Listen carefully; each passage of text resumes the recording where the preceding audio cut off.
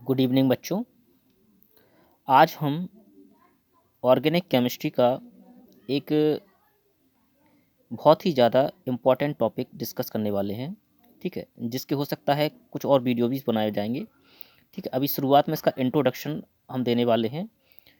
तो ये जो है ना, BSc first year, second year, third year सभी बच्चों के लिए काफ़ी एक अच्छा टॉपिक है, वैल्यूएबल टॉपिक है। ठीक है, इसका नाम है स्पेक्ट्रोस्कोपी। ठीक है, स्पेक्ट्रोस्कोपी। स्पेक्ट्रोस्कोपी का बेटा, इसमें जो टर्म है स्पेक्ट्रोस्कोपी, इसमें स्पेक्ट्रो का मतलब है रेडिएशन। ठीक है, रेडिएशन भी कौन सा बेटा? Electromagnetic radiation. ठीक है, ईएमआर लिखा है हमने इसको शॉर्ट में, इलेक्ट्रोमैग्नेटिक रेडिएशन। ठीक है, और स्कोपी का मतलब है स्टडी। ठीक है, तो हम कह सकते हैं study of radiation is known as spectroscopy. ठीक है, study of radiation is known as spectroscopy, मतलब रेडिएशन का जो अध्ययन है उसको हम बोलेंगे स्पेक्ट्रोस्कोपी। अब रेडिएशन से मतलब हमने पहले ही बता दिया बेटा, इलेक्ट्रोमैग्नेटिक रेडिएशन। ठीक है, इलेक्ट्रोमैग्नेटिक रेडिएशन, रेडिएशन कौन सा है वो यहाँ पे? Magnetic radiation. ठीक है, इलेक्ट्रोमैग्नेटिक रेडिएशन को हिंदी में बेटा बोलते हैं विद्युत चुंबकीय विकिरण। ठीक है, विद्युत चुंबकीय विकिरण। अब जो इलेक्ट्रोमैग्नेटिक रेडिएशन है बेटा, कई टाइप का होता है। सबसे पहले तो ये समझो बेटा, इलेक्ट्रोमैग्नेटिक रेडिएशन होता क्या है। ठीक है, तो सामान्य बोलचाल की भाषा में जो है ना, हम इलेक्ट्रोमैग्नेटिक रेडिएशन जो होता है ना, सामान्य बोलचाल की भाषा में उसको बोलते हैं, जो सूर्य का जो प्रकाश होता है ना, सनलाइट, या इसी को हम बोलते हैं वाइट लाइट। सनलाइट हुआ, वाइट लाइट हुआ, सूर्य का प्रकाश हुआ। ठीक है, ये सब जो है ना बेटा, इसी को बोलते हैं हम इलेक्ट्रोमैग्नेटिक रेडिएशन। ठीक है, तो इलेक्ट्रोमैग्नेटिक रेडिएशन जो होता है, जो सूर्य से प्रकाश आता है, कई टाइप का होता है। उनमें से जो प्रकाश होता है, उनमें से हर एक की, कई टाइप का जो होता है उनमें हर एक की वेवलेंथ अलग है, फ्रीक्वेंसी अलग है, और एनर्जी अलग है। ठीक है, अब वेवलेंथ का मतलब बेटा समझ रहे हो? वेवलेंथ को बेटा हिंदी में बोलते हैं वैसे तरंग दैर्ध्य। ठीक है, तरंग दैर्ध्य। अब इस तरीके से समझो, सूर्य से जो प्रकाश आता है बेटा, वो तरंग के रूप में आता है, इस तरीके से। ठीक है, आप देख रहे हैं तरंग जो चलती है ना, तरंग के रूप में आता है। जो दो तरंगें बन रही, इनके बीच की जो दूरी है, तरंग दैर्ध्य। ठीक है, दो तरंगों के बीच की जो दूरी है, यानी तरंग को इंग्लिश में बोलते हैं वेव, और वेव लेंथ। ठीक है, वेव की जो लेंथ है ना, दैट इज कॉल्ड तरंग दैर्ध्य या वेव लेंथ। तो जो हमारा इलेक्ट्रोमैग्नेटिक रेडिएशन है, वो कई टाइप का होता है। ठीक है, तो शुरुआत में जो है ना, जो इलेक्ट्रोमैग्नेटिक रेडिएशन, सूर्य से जो प्रकाश चलता है ना, शुरुआत में उस टाइम आप देखेंगे उसकी तरंग दैर्ध्य या वेवलेंथ जो होती है ना, वो इस तरीके से बहुत पास पास होती है, बहुत पास पास। और जैसे जैसे आगे बढ़ता जाता है पृथ्वी तक आते आते, और जब आता है ना, तो इस तरीके से वो दूर होता चला जाता है। ठीक है, तो शुरुआत में जो इसकी वेवलेंथ है, वो इस तरीके बहुत छोटी है। ठीक है, और आगे बढ़ते हुए जाएंगे, आप देखेंगे तो यहाँ पे वेवलेंथ इतनी बड़ी हो गई है, और आगे और बड़ी हो जाएगी। ठीक है, तो ये क्या है? वेव की लेंथ।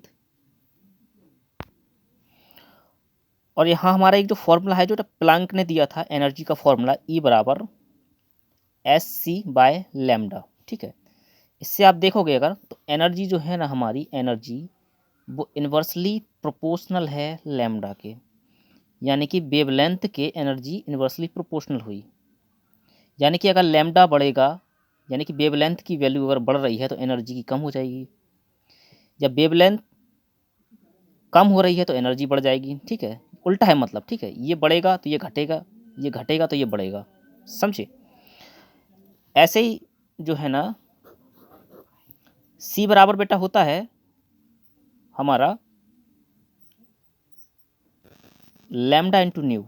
ठीक है, ये वाला जो फॉर्मूला है हम इसमें ई जो सी की जगह इसको रख देंगे तो ई बराबर क्या हो जाएगा बेटा, lambda into sorry H into lambda into new upon lambda. Lambda से लैम्डा कट जाएगा तो ई बराबर क्या आ जाएगा हमारे पास, एच न्यू। यानी कि एनर्जी जो है ना हमारी डायरेक्टली प्रोपोर्शनल है न्यू के। न्यू यहाँ पे है बेटा फ्रीक्वेंसी, फ्रीक्वेंसी इसको हिंदी में बोलते हैं आवृत्ति। ठीक है, तो अब आपको पता चल गया बेटा कि अगर एनर्जी और वेवलेंथ एक दूसरे के इन्वर्सली प्रोपोर्शनल है। अगर वेवलेंथ कम है तो एनर्जी ज़्यादा होगी, वेवलेंथ ज़्यादा है तो एनर्जी कम होगी। और फ्रीक्वेंसी के डायरेक्टली प्रोपोर्शनल है एनर्जी। अगर फ्रीक्वेंसी ज़्यादा होगी तो एनर्जी भी ज़्यादा होगी, फ्रीक्वेंसी कम होगी तो एनर्जी भी कम होगी। ठीक है, अब हमारे पास बेटा एक स्केल है यहाँ पर, ये जो हम बना रखा है ना, ये हमने C.N. बेनवेल नाम की जो बुक है ना स्पेक्ट्रोस्कोपी की, वहाँ से लिया है। ठीक है, तो हम बता रहे थे बेटा जो हमारा इलेक्ट्रोमैग्नेटिक रेडिएशन होता है वो कितने टाइप का होता है। गामा रेडिएशन, इनको गामा रेज भी बोलते हैं, X rays, UV visible rays, infrared, ठीक है, माइक्रोवेव, ठीक है, और रेडियो फ्रीक्वेंसी। रेडियो फ्रीक्वेंसी हमारा दो टाइप का है बेटा, ESR और NMR। ठीक है, तो आप इसमें देख रहे हैं यहाँ पे। ठीक है, तो हमने यहाँ पे बना भी रखा है, देखो वेव्स कितनी छोटी छोटी वेव्स हैं। शुरुआत में गामा रेज की वेव बहुत छोटी छोटी है, यानी कि इसकी जो है ना वेव मतलब वेव लेंथ जो है ना बहुत कम है, तो ऑब्वियसली यहाँ पे एनर्जी बहुत ज़्यादा होगी। ठीक है, तो आप देखा इसकी वेव लेंथ 100 मतलब शुरुआत से मतलब 100 पिकोमीटर तक है। ठीक है, यहाँ से जितना भी है 100 पिकोमीटर थे, उससे भी कम की होगी यहाँ पे इस तरफ। तो 100 पिकोमीटर की जो हमारी वेव लेंथ है। ठीक है, और यहाँ पे देखा आपने जब वेव लेंथ कम है तो एनर्जी कितनी है। ठीक है, एनर्जी का इसका आप पूरा इसको एक बार ज़रा ध्यान से देखें। ठीक है, इसकी वेव इसकी जो है ना वेव लेंथ 100 पिकोमीटर तक है। 100 पिकोमीटर से 10 नैनोमीटर तक आ रही है हमारी एक्स रेज।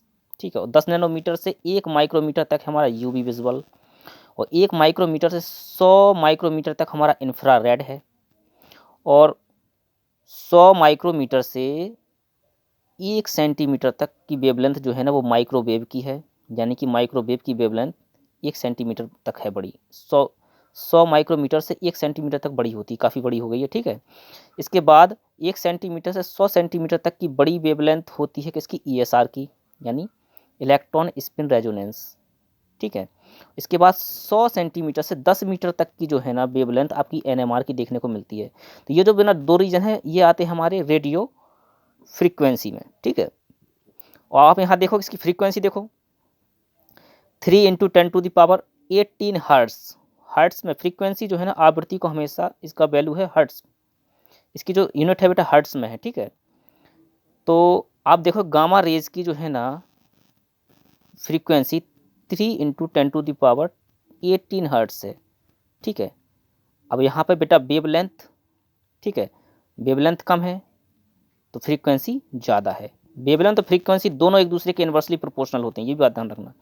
लैम्डा जो है ना, लैम्डा हमारा न्यू के बिल्कुल इन्वर्सली प्रोपोर्शनल है। न्यू बराबर 1/λ होता है, न्यू बराबर होता है हमारा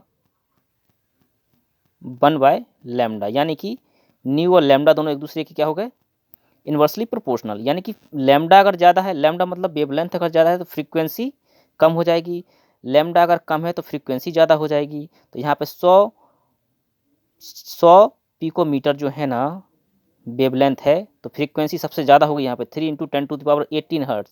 यहाँ पर एक्स रेज की 3 × 10⁻16 हर्ट्ज के बीच है ना, 3 इंटू 10⁻18 हर्ट्ज से 3 इंटू 10⁻16 हर्ट्ज के बीच में है एक्स रेज की। और उसके बाद 3 इंटू 10⁻16 से 3 इंटू 10⁻14 तक की लेंथ में आता है हमारा यूवी विजिबल स्पेक्ट्रोस्कोपी। ठीक है, इसकी रेंज यहाँ से यहाँ तक है। आप देख रहे हैं कि जैसे हम जो है ना हमारा रेडिएशन कम वेवलेंथ की तरफ जा रहा है, वेवलेंथ जहाँ तक बढ़ती जा रही है तो आपकी फ्रीक्वेंसी कम होती जा रही है। ठीक है, यहाँ पर 3 इंटू 10⁻14 है, 3 इंटू 10⁻12 है इंफ्रारेड की, 3 इंटू 10⁻12 से 3 इंटू 10⁻10 है माइक्रोवेव की। और आप देखो 10 की पावर कम होती जा रही है, यहाँ पे 18 थी, 16, 14, 12, 10, 8 और यहाँ पे लास्ट में देखेंगे आप 3 इंटू 10⁻6 हो गई। ठीक है, तो ये आप समझ रहे हैं ना, वेव लेंथ जैसे जैसे बढ़ेगी वैसे वैसे फ्रीक्वेंसी कम होगी। और हमने अभी आपको बताया था कि एनर्जी वाला भी बताया था कि एनर्जी क्या होगा, जब वेव लेंथ बढ़ेगी तो एनर्जी एनर्जी कम होगी। ठीक है, यहाँ वेवलेंथ कम है तो एनर्जी यहाँ सबसे ज़्यादा है। आप देखो 10⁻10 जूल पर मोल है, यहाँ पे जूल पर मोल में एनर्जी को रखा हमने यहाँ पे। ठीक है, गामा रेज की एनर्जी 10⁻9 जूल यानी सबसे ज़्यादा है। फिर उससे कम है एक्स रेज की, फिर उससे कम यूवी विजिबल की, उससे कम इंफ्रारेड, माइक्रोवेव, सब देखो आप कम होते जा रहे हैं। 10 यहाँ पे एक भी नहीं है। ठीक है, 10⁻1 है। ठीक है, 10⁻−1 और 10⁻−3, इस तरीके से आप समझ रहे हैं ना। इसमें आपको एक रिलेशन आपको पता चल गया। ठीक है, लैम्डा, फ्रीक्वेंसी और एनर्जी के बीच में जो रिलेशन है, इससे आपको पता चल गया है कि ये जो रेडिएशंस हैं इनकी अलग अलग रेंज किस तरीके की है। ठीक है, तो आज के लिए बेटा इतना ही काफ़ी है। ठीक है, ये हमारा इंट्रोडक्शन था स्पेक्ट्रोस्कोपी का। तो thank you for watching this video. Thank you.